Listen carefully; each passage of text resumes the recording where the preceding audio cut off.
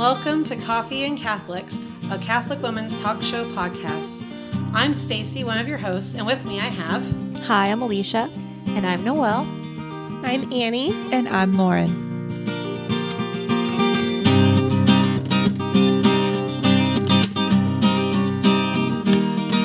Hello, and welcome to Coffee and Catholics. Today we're going to be talking about practical prayer strategies and some book recommendations that we have that have helped us in our prayer life.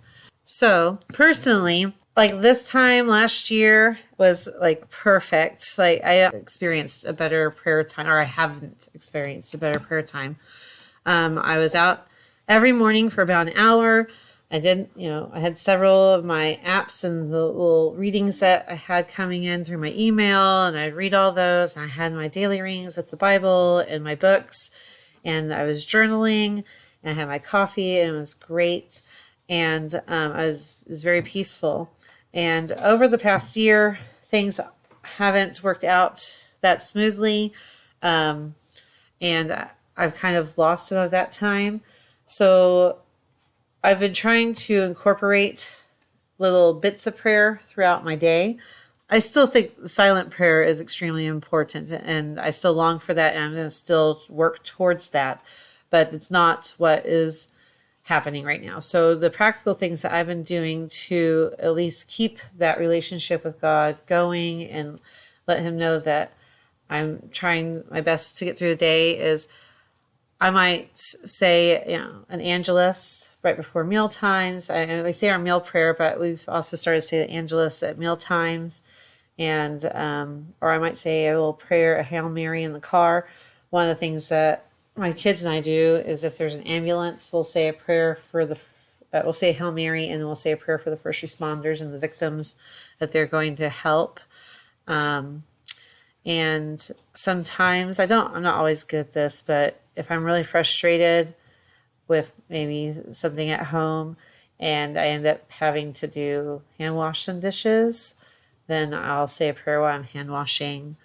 A couple months ago, we got a Mary for our garden. And sometimes I'll walk outside and just take a deep breath and just look at Mary and ask her to help me be a better mother and to help me get the grace that I need to make it through the day. So just like little things to kind of hold on. It's not my ideal prayer situation, but I think it's helpful to know that you can pray anytime during your day. And it doesn't have to be a long prayer or even a set prayer. It could be just say, thank you, Jesus, or help me, Jesus, and move on. What do you guys do for your prayer life? I think for me, the dry spells, which have happened more and more over the past 2 years than I've been used to in a long time, are kind of disturbing, because although if you study the interior life, you understand that those are actually part of the process, but it doesn't make dealing with them any easier. And the temptation, I think, for me, and like you mentioned, the temptation is to say, well, that was when it was better back then. But actually, right now, I think that's what I have to remember is, why can't it be like it was? Looking back. But every relationship with God goes through that marriage season where everything is very lovey-dovey and the consolations are coming. And those are necessary because you need to attach to Jesus. It's just like in marriage or with our children, we have to attach to him. So he sends these consolations to us to bind us to him so that we can learn to trust him, to see him in our lives. And then all of a sudden, sometimes in the spiritual journey, as you progress, they just disappear. Or your desire for prayer is just gone. And you're like, what happened? Sometimes it can be from sin or just a lack of discipline in your prayer life. Other times it's actually from God. And that's what we have to discern, because the dryness is sometimes the most beautiful stage of our relationship with God, because that's when we can offer him our love with our will and not with our feelings. Because at some point, just like in our marriage and just like with our kids, the feelings just are not there. That's going to happen. to every single person. And I think in our relationship with Christ, the same thing goes down to deepen our commitment to him. Will you be faithful to me in the dry spots, and not just in the suffering? That's another stage that you have to be faithful in with your will. But in just the blech, I wish it was better than it was, but I don't really care that much. Or maybe you're like, I wish it was better than it was, and I'm really concerned because I just feel so dry. I think that we have to discern, where is it coming from first? And if we really do, after some discernment, just realize that this is just something that's happening to me. It's not really something that I'm holding back. Then we press in deeper to the heart of God with our will and with our choices and with our, mortifying our flesh and becoming close, loving him, like what you do where you go out and you just talk to him even when you're like, ugh. You just talk to Our Lady when you just feel dry. I think those are beautiful things. And I think also they mean a whole lot more than you think they do. Because, what's St. Faustina say something about, everybody wants to hang out with me. Jesus said this story. It was something like this, totally paraphrasing. This is a Lauren paraphrase. Everybody wants to hang out with me when things are good. Nobody will just be with me. Just be with me and keep me comfort. And my heart is burning. And that's what Jesus said to her. Keep watching me. Be a resting place for me. And I think for me, these dry spells, which I'm in a little bit of a dry spell right now too, and it's really hard. These dry spells are just a way for me to show the Lord, I am still here for you. I'm still waiting for you, whether you show up or not. And I think for me, that's the only way I can get through them. I've definitely experienced the dry spells as well. And I don't know if I would call it a dry spell that I'm experiencing right now, but I guess kind of in a way, like trying to get up early in the morning before the kids and just have like 5 minutes to myself in prayer. And then, start my day and, do prayers here and there throughout the day. And just as they come up, thanking God for this or asking God for this. And I have seen that I have had some improvement in my prayer life when I haven't been like, I have in the past, I've been like, okay, well, I'm going to wake up an hour and a half before the kids and I'm going to spend like 30, 40 minutes in prayer. And then I'm going to read the Bible. And then, in the afternoon, I'm going to, read this reflection and read the scripture readings for the day. And then at night, I'm going to do more Bible reading and all this stuff. And this, comes from not doing any prayer at all. And I think for me, trying to go from, not really praying to, just jumping in there, full force. For me, it was, that high of, oh, this feels great. And then once those feelings got retracted, I didn't want to do it anymore, and it was a whole lot to handle, and so I fell away from it. And so now that I'm trying to just do a little bit at a time, just start small and build myself up. I'm not there yet. I want to get to the point where I'm in that prayer space, for hours in a day or whatever, even if it's just while I'm doing chores or whatever else, but I just haven't quite gotten there yet. And I think that's okay to start small. I think it really is, because you got to start somewhere, and it's better, I think, to start small than to be overwhelmed by this big picture of what you're supposed to be, your prayer life ought to be, and then just try to go there. It's very overwhelming. But regarding the dry spell a little bit, I was going through quite a bit of a praying more and trying to make sure that my prayers are very intentional, that they were praying specifically to God and talking to God instead of just saying the words, which I have a tendency to do. And as I was doing that, I could feel, you get all the good feelings that accompany that. And I could just feel myself growing closer to God and just yearning for him. But recently it seems like that's just kind of dropped off. I know my prayer life has kind of suffered. I've allowed it to suffer because of that. But I still have those periods where kind of that resurgence of, trying to pray more, even though maybe the desires aren't there. But I still just feel I'm yearning to be closer to God. I'm yearning for that I think really what it is that emotional connection with God that I've had in the past. And like even beyond that, like I want that so badly, but I don't feel it. And it's incredibly frustrating because I'm like, what does it mean then to be close to you? You know? And like you're talking about, it's not always the feelings, and it's so hard to remember that. But then I'm like, okay, well, if it's not just the feelings, I know that feelings aren't all there is. Like, what does that mean? But like one of the things I've been trying to do is like when I've been praying is like, just sitting with God, like after reading a bit of Mother Teresa, loving that woman, but like just sitting with him in silence and not saying anything. Yes. Because I like to talk a lot. I'm very flowery. And so I'll, say my prayers and I'm just like, God, just like be with me right now and just like connect with me and like enter into me and speak to me and change me from the inside out and just do your will in me. And I sit there and I'm like, I have all the thoughts about all the things that are going to go on and I try to push those to the side. But then in my head, I'm like, swatting them away. And I'm like, no, I'm not supposed to be picturing that. It's very confusing. But I'm trying to do that. I don't think I'm doing great at it, but I'm trying. And I think God likes that. I think he appreciates the effort, so. If a saint were to direct you, Saint Teresa of Avila, if you were to sit down and get spiritual direction from Mother Teresa, they would say that you're doing exactly what you're supposed to do. You've hit the nail on the head. That's exactly how you do it. You start small. You swat the thoughts away. You don't punish yourself for them.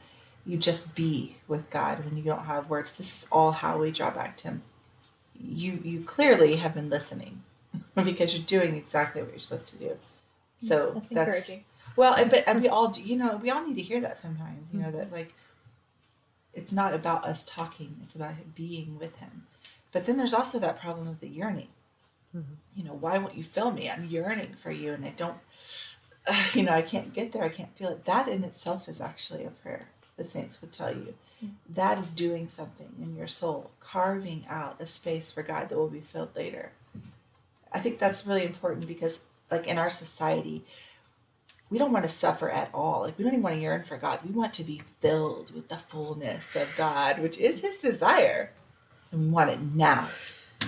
But we fail to realize that there is a part of the spiritual life where, and all the saints talk about it, not all of them, but the ones that do talk about it, this hunger for God that cannot, because it just, nothing you do makes it go away. It isn't satiated. That is from God himself. And I think of like, when you feel discouraged, Stacy, like what you're saying, the fact that you even think, and I know I'm getting preachy here. Unfortunately, I have a ministry that deals with this exact thing. And I told them I'm not going to talk and monopolize this conversation. This is going to be the last thing I say for a minute. But I think we fail to remember this. Prayer is an invitation. You did not start that. When you pray, it is responding to a call that is already being sounded in your soul.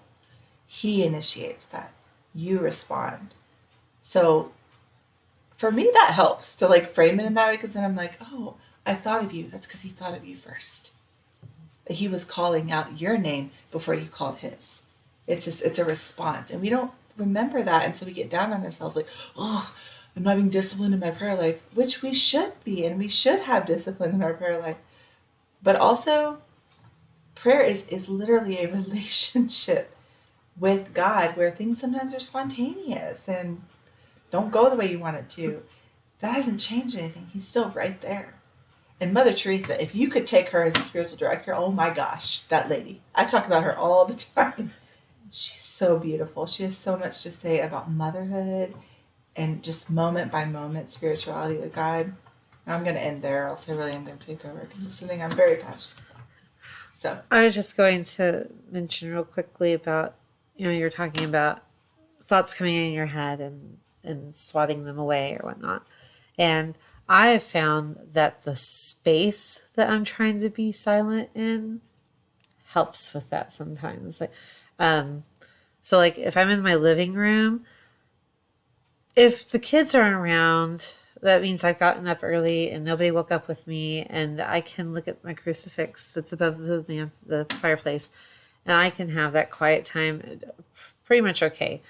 But if the kids are up or anything else, I really have to leave the house. Like I have to walk outside, be in God's creation, and to experience that even if it's only for 2 minutes of silence just with God, so I can calm myself and any emotions or whatever. I find that the space that I'm in affects sometimes too. Because kids, sometimes the house is cluttered, and when your space is cluttered, you can feel that way too.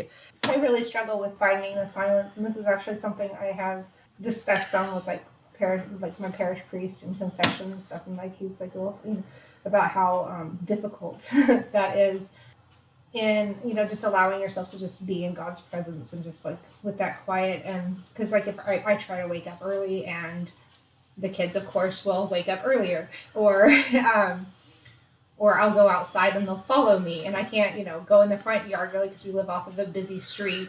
But something that I've been trying to work on is, well, not trying to work on, but something that I feel God's kind of nudging me towards is, well, right now I am massively pregnant as we record this, and I wake up multiple times to use the bathroom in the middle of the night, or pretty soon I'll be waking up multiple times to feed a baby in the middle of the night again, and using those times to not just grab my phone and start looking at something on there, but most often I have been using that time to either just silently just listen, or pick up my rosary if my mind wanders, because, well, I don't know if it's mom thing, ADHD thing, woman thing, whatever.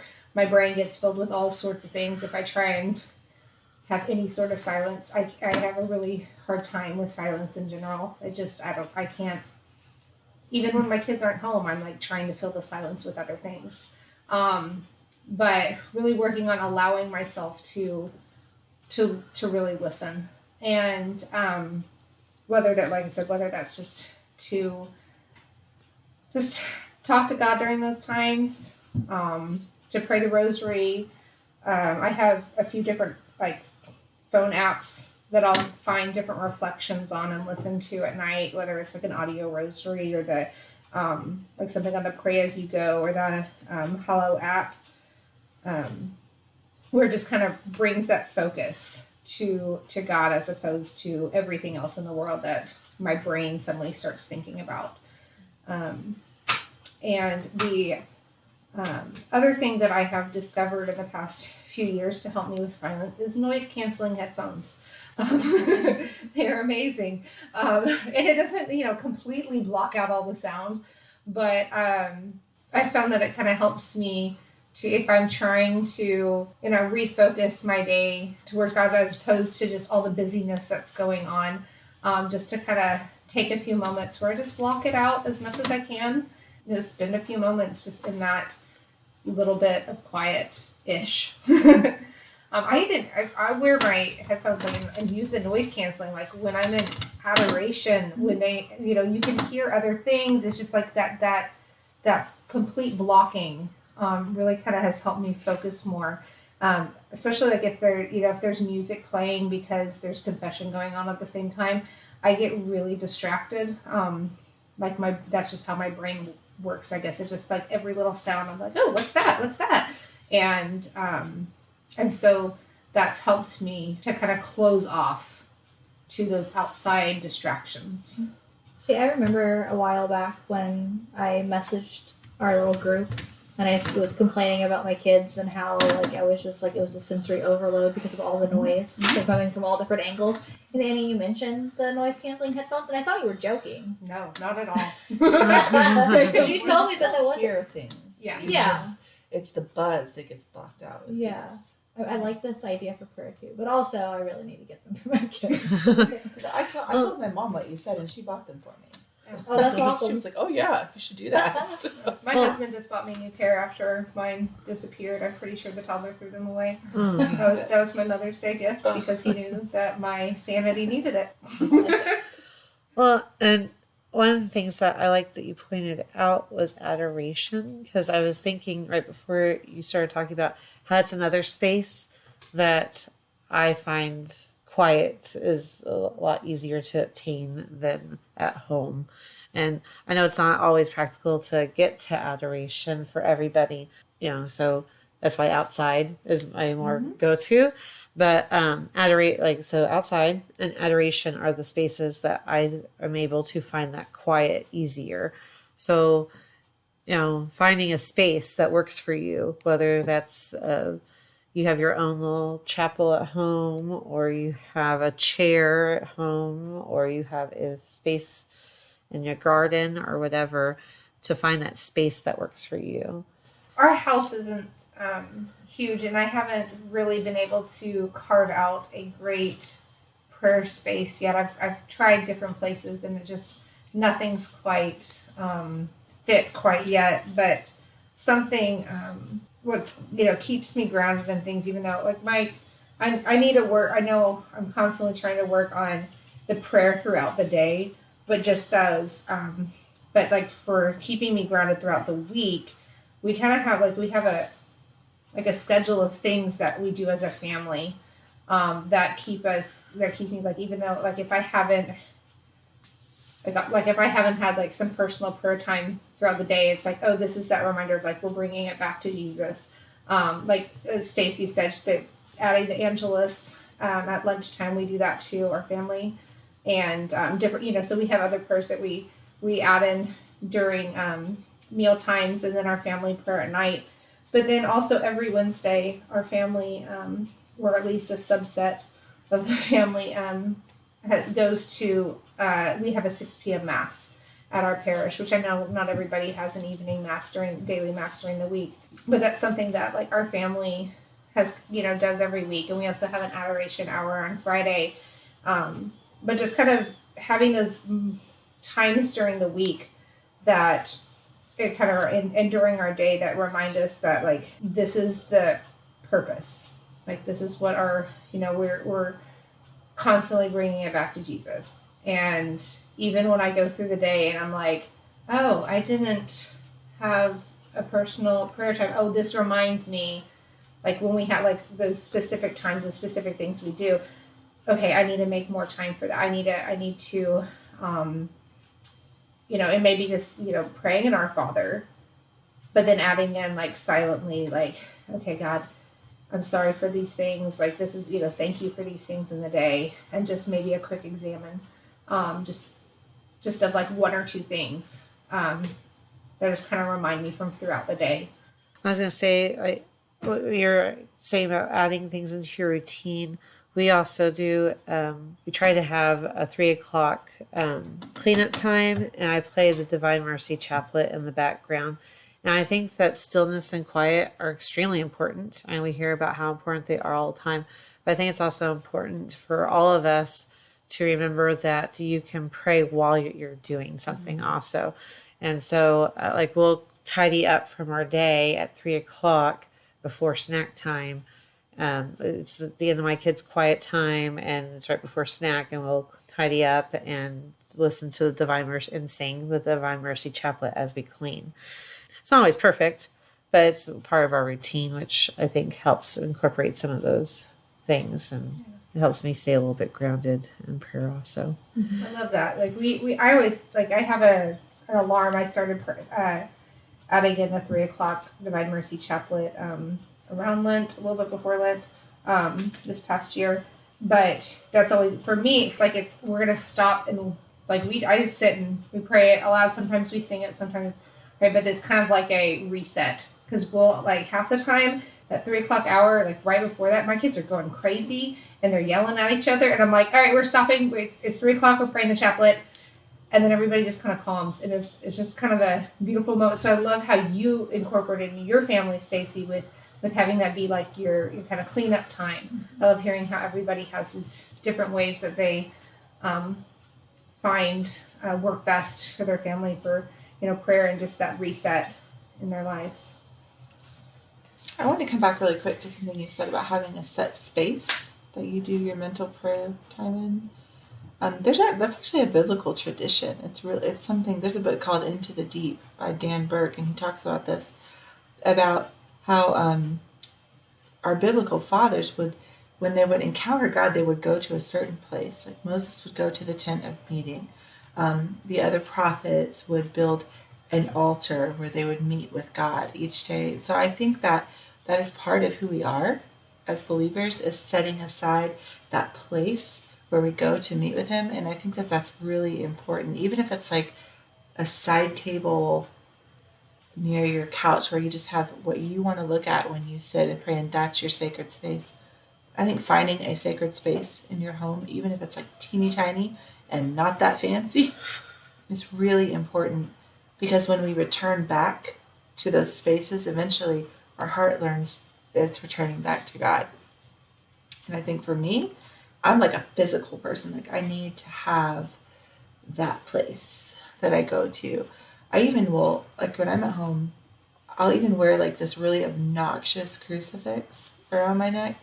I mean, it's like big because it's heavy and I can feel it slapping against my chest when I'm bending over to pick something up, and it's like this physical reminder to offer those sufferings to the cross, to unify my sufferings with the cross, to return back to that interior chapel inside of me every day. And I know not everybody's like that, but I need those physical things to remind me. I even will carry like this book that I have. It's by Vinnie Flynn. It's the Mass and Adoration handbook. It's one of the best prayer books I think I've ever encountered. And he's kind of combined this other one with his stuff, which is really cool. It's one I used before.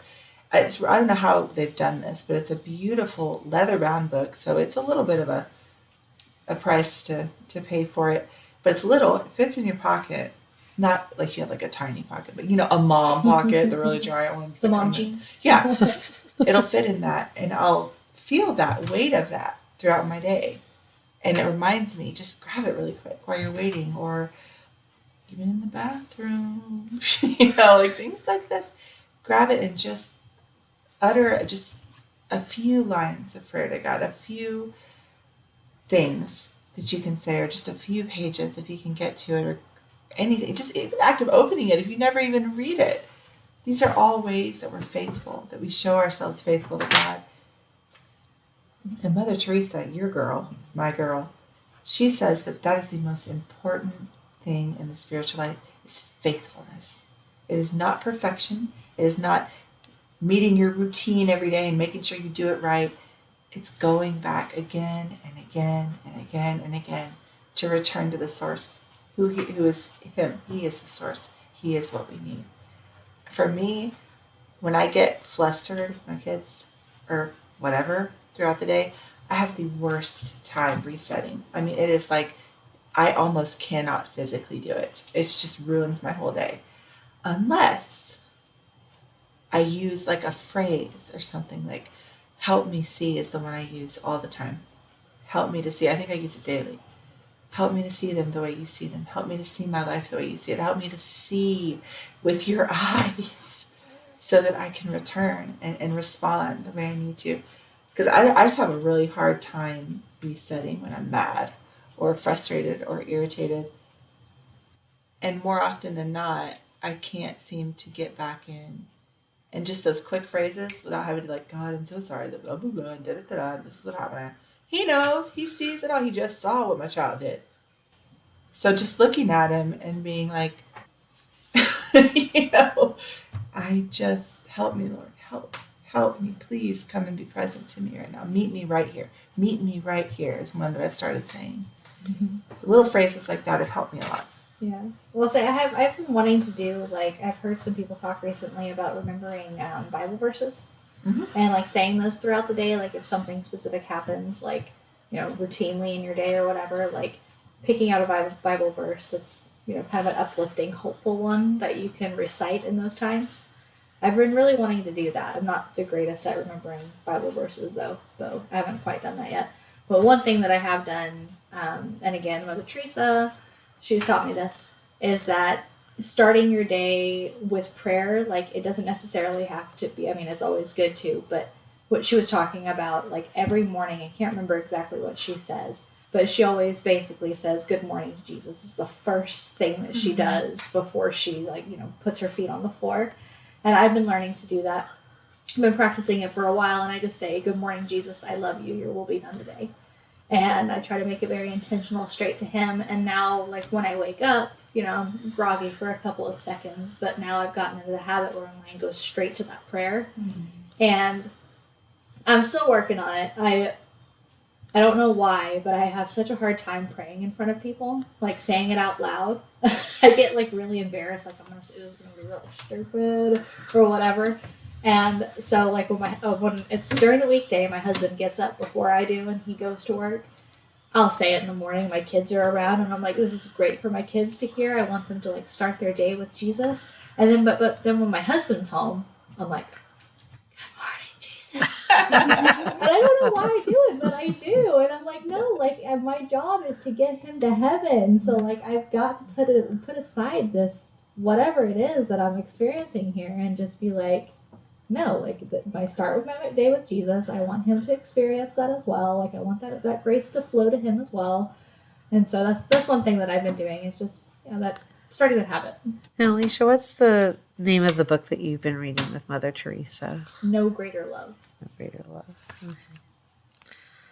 Okay. I think I've talked about this in a few episodes, and that's because I'm a really slow reader. And so I've gotten like halfway through, but it's really good. I recommend. There's a lot of stuff written about her, and I found probably 10 that I think are actually worthwhile and useful. The rest of it's kind of, I mean, there's just literally hundreds of books written about her or containing things that she said. She's just incredible. And the deeper you dive in her, she will take you straight to the heart of God. Shortcut. I mean, like she's just, everything she says is so pertinent to mothers. I even made a podcast about this, how Mother Teresa taught me how to be a mom. Like, I mean, because she did. Because, I mean, it's just, oh, yeah, there's one. Earlier, I was talking about how I use the Divine Mercy Chaplet when I'm cleaning. And we talked about how we were also going to give you some of our book recommendations in this podcast. So one that I love for cleaning, I get about halfway through the book, and then because we don't have all these spaces because we've been renovating our house for a while, or I have them, but they're not in those ready to be cleaned. But having a Martha Home the Mary Way, she talks about a lot about praying, and she breaks up your house into easy to clean sections, and there's prayer that goes with it. Yeah, I'm in the same boat as Stacy. I've gone through about halfway several times, but I really like the reflections, like in the Bible studies that are kind of go along with each area of your house as well. And another one that I read not too long ago, and we actually did with our Coffee and Catholics book club that I haven't been very good at keeping up, but I read in February was Radical Saints, 21 Women from the 21st century or for the 21st century. The book is all about saints that we have pictures of and there's research of, and they're all women who are very relatable. And the book is a really easy read, like extremely easy, because it has like a little background information. It has about each saint, and then it has like a gift that saint possessed, and then it has a story of just a modern woman that reminded the author of that saint. And then there's just like a little reflection part and some questions about how that saint's life relates to your life. And so it was a really good one for my prayer time. I think some of the books that I found the most accessible that are still pretty spiritually deep and rich in their application as well are Jacques Philippe's books. Searching for and Maintaining Peace is number one on my list for mothers. If you haven't read that yet, order it today, get it. Second, I would put Interior Freedom by the same author, Jacques Philippe, and then followed by Time for God, which is another excellent, short, easy books to read, quick, and you can get a lot out of them very quickly that you can apply to your life. Those have been really life-changing for me in those seasons that you guys are describing where there's just no silence anywhere in your home. Those really help to get where you're trying to go. He has another one that we got with our conference stuff. But it's a prayer book, and they're short little readings of his. And it's called 9 Days to Rediscover the Joy of Prayer too. So when you're maybe you're struggling a little bit with getting back into your prayer life, these are just real short, and it's day by day, and it's 9 days worth of little prayers. So it's like a little novena of itself. I would say too, like in terms of books, obviously the Bible, and I've been learning a little bit more about like praying the scriptures rather than just reading them, because for a long time I just read them and I was like, this has absolutely nothing to do with me. Like, why am I reading this Deuteronomical book or whatever? Like, it doesn't make any sense. And really, it was what is it, the Bible in a Year podcast by Father Mike Schmitz. Yep. He really started making it more relatable for me. And then I started just listening to more people talking about praying the scriptures. And I think maybe he had mentioned it as well. And so now just sitting down with the Bible and just like saying a prayer beforehand, like, help me to get to know you better through this. If there's anything that you want to say to me through this, like, let it stand out to me. Like, your will be done, just whatever you want. And then just going through it. And I don't always get something out of it. But like that necessarily particularly pertains to me, but now I've been able to see a little bit more, listening to Father Mike Schmitz, and then just really trying to focus on the covenantal foundation of the Old Testament and the whole Bible, is that, that it's all about relationship. And so I've been able to see, like, as they're listing all of these names, and like right now I'm in 1 Chronicles. And so they're basically doing, the author is doing, is just telling me who these people were in history and what their jobs were in the temple. And I'm just like, I'm getting better at reading the names though. I don't think I'm getting them right, but I've gotten it's easier. Anyways, but like looking at that and saying, oh, okay, well, here God is an ordered God. Like, he is a God of order. And he knows our names, and he has specific intentions for each one of us and a plan for our lives, and they are all different, but they're all super important, like things like that. So I think praying the scriptures is really important. If Noelle was here, she would also recommend this. I just cannot remember the life of me how to pronounce or like the actual name, but the Immaculata. Oh yes, I did. Immacula. What is it? Immacula. I can't remember her last name. Illibigiza? Yes. Immaculae Illibigiza. Immaculate. Yep. What is it? Illibigiza. Illibigiza. Okay, I've read it, but I haven't actually said it out loud ever. But I could probably be butchering. I'm sorry, Immaculate, if you're listening. I love you. Yes, she's such a good speaker. Yes, and her book about her life, and then also about the book she read about Our Lady of Cabejo, are just phenomenal. I really would recommend those. And talking about prayer life, and I was listening to Alisha talk about praying in the scriptures, and all I could think of was Lection Divina, which is a form of prayer. So talking about meditating on a scripture, and there's lots of tools out there to help you, and I'll try to find a good one. I'm sure Lauren has one that I can put in the notes of the podcast. But Lection Divina is one way you can pray the scriptures also. And also so if a book, like a big book, is a little too much for you, I'm a slow reader also. Maybe you still want some Mother Teresa. Her Do Something Beautiful for God. It's daily little sayings of hers.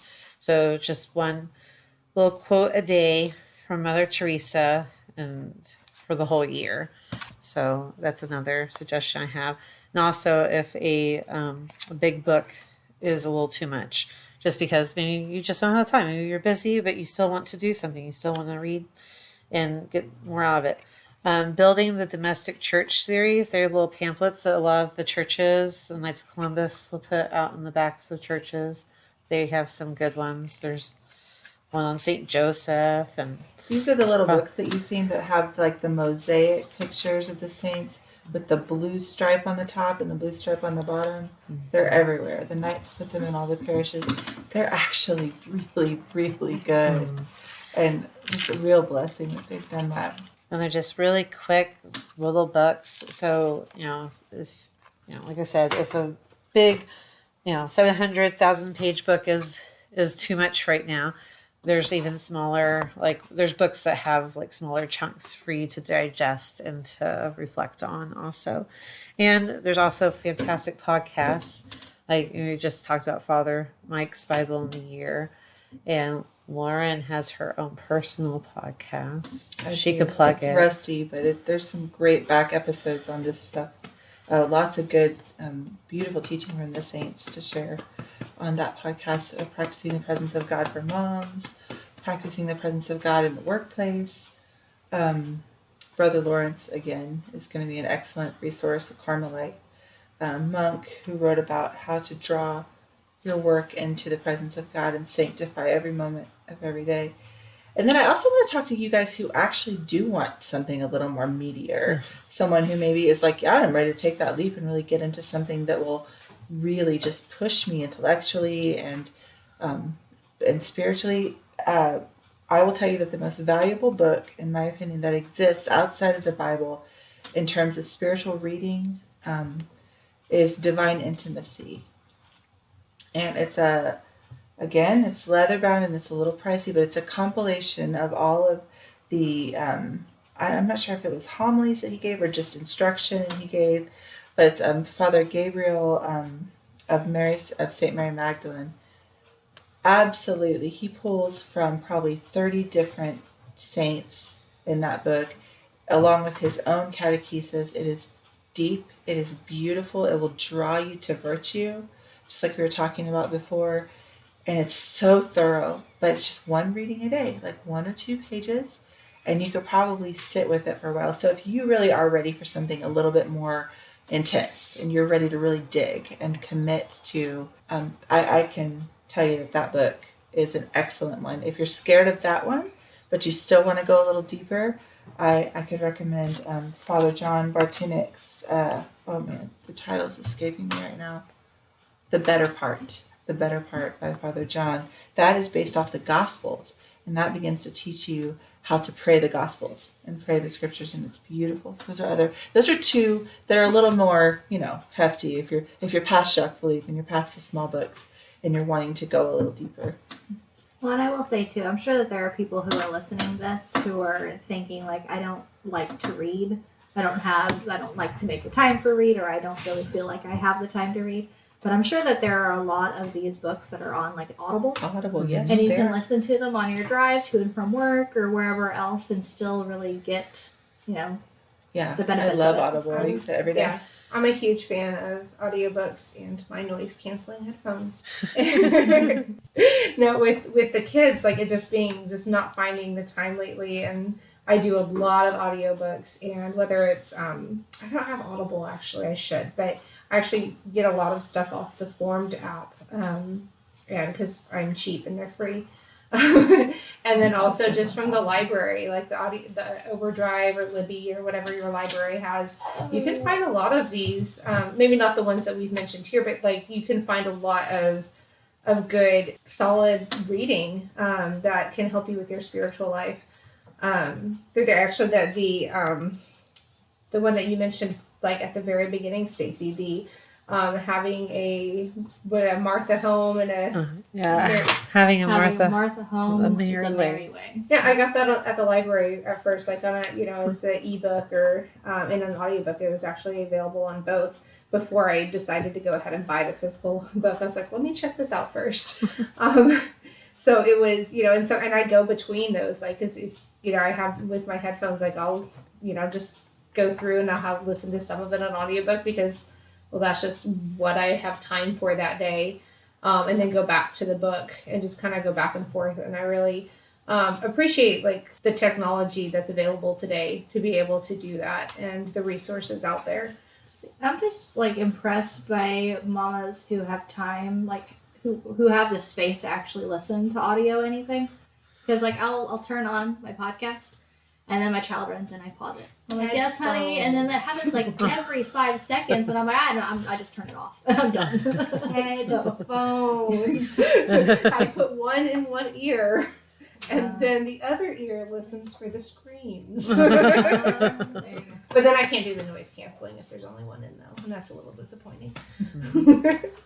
ebooks are nice, because one of the things that I think of when we mention all these books is the price tag that goes with them. And while I love physical books, sometimes getting the ebook is a little bit more economical. So audiobooks are available, ebooks.